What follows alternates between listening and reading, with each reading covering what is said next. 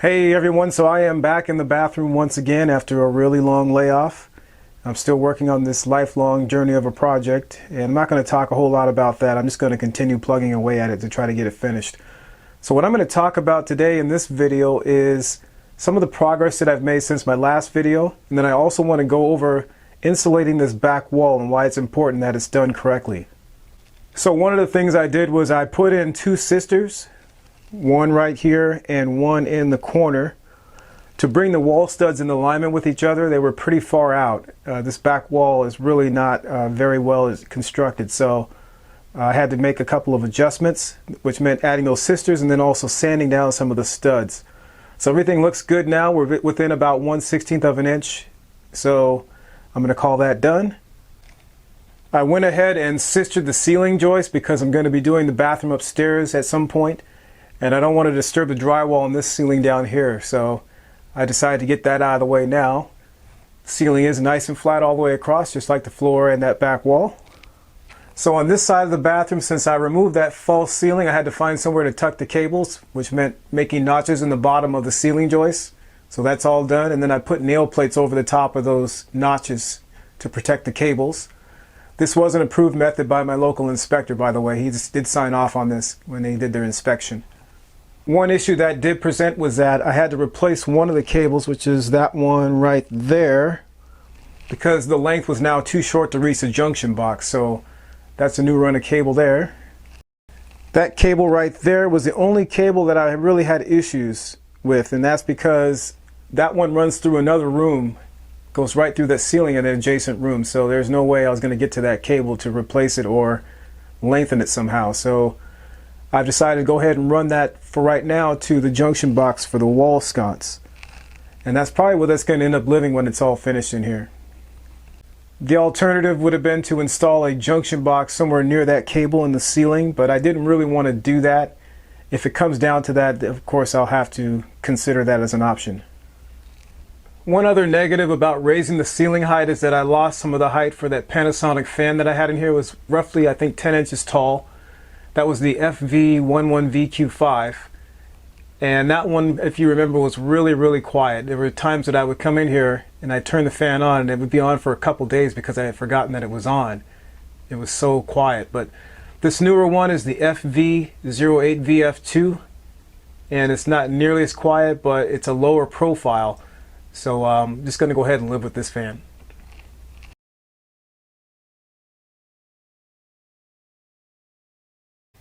Alright, so let's move on to the main topic of this video, which is insulating the back wall. And so what I'm going to do is give some background information here and talk about why it's important that that's done correctly. So this is from the 2015 IRC code book, and it's section R702.7 on vapor retarders. And they talk about class 1 or class 2 vapor retarders being required on the interior side of frame walls, and they give different climate zones there. So just keep that in mind. Your area may be a little bit different depending on where you live. So one thing that is a little bit confusing is that vapor retarder, moisture barrier, and vapor barrier are used interchangeably if you look around. So to clarify how those terms relate to each other, moisture barrier and vapor barrier are actually the same term. They're used interchangeably. Vapor retarder is an umbrella term. So moisture barrier and vapor barrier actually are a class of vapor retarders. So let's get into that a little bit more. So class 1 includes sheet polyethylene, unperforated aluminum foil, and those are actually vapor barrier / moisture barriers.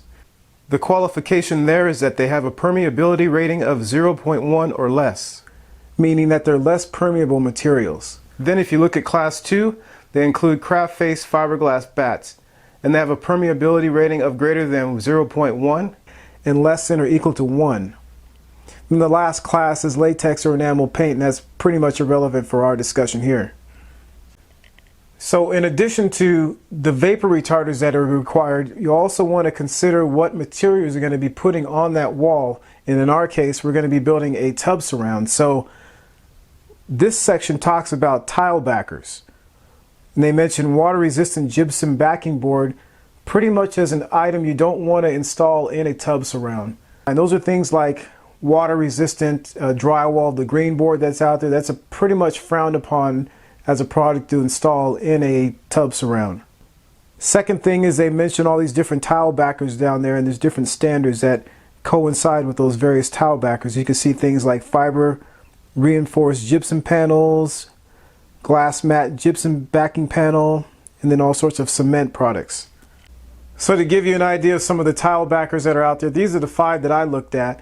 So we'll start first of all with the 2 moisture resistant products. So keep that term in mind. So we've got Durock, which is a cement based product, then Hardy Backer, which is a fiber cement product.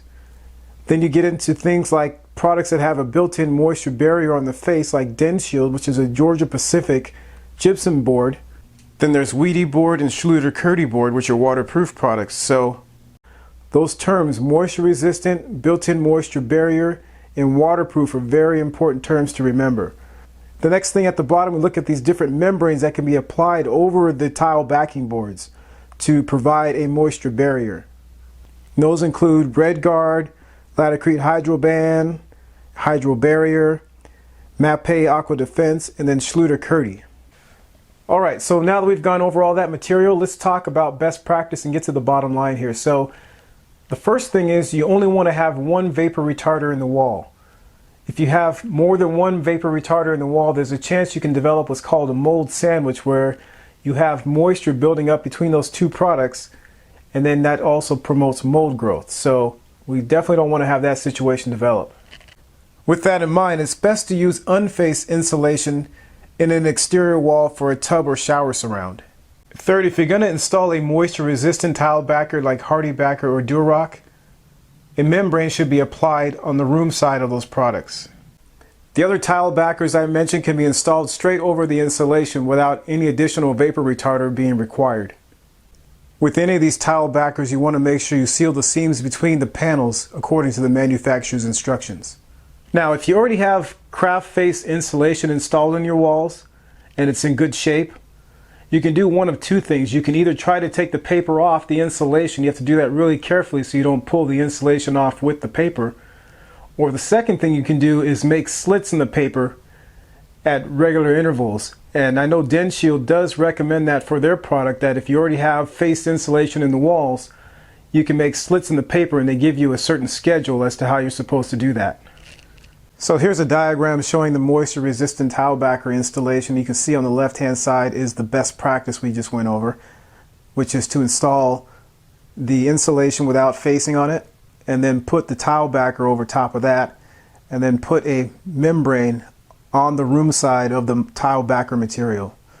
And then on the right side we have option number 2, which is to install the insulation with a 6mm plastic on top of the insulation, and then you put your tile backer on, and no membrane is necessary on the room side of the tile backer. One thing about using option number 2 is that you want to make sure that the 6mm plastic drapes into the tub so that you have proper runoff. So that's not something I'm going to go into in this video, but I thought it's just something you should be aware of. Thanks for watching, and don't forget to like and share the video and subscribe to the channel, and stay tuned for future videos. Visit our website at DIYapprentice.com.